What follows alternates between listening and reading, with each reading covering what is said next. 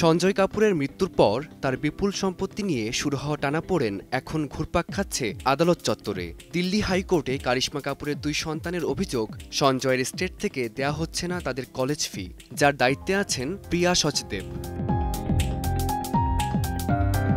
সামাইরা ও কিয়ানের দাবি, বাবার নামে থাকা কিছু গুরুত্বপূর্ণ নথিতে রয়েছে জাল সই।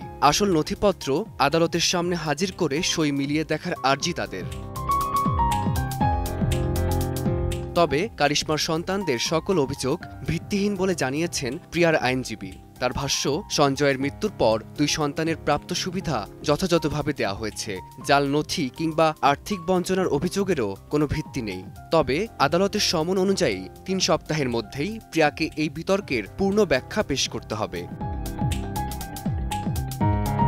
পোলো খেলতে গিয়ে আকস্মিক দুর্ঘটনায় সঞ্জয়ের প্রাণহানি, পরে তার দেহ দিল্লিতে ফিরিয়ে আনার জটিলতা হোক বা সম্পত্তি নিয়ে টানাপোড়েন, সব মিলিয়ে কাপুর পরিবার সামলাচ্ছে এক গভীর ধাক্কা।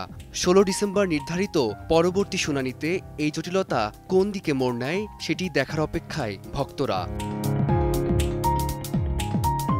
ফারদিন মাজহার, সময় সংবাদ।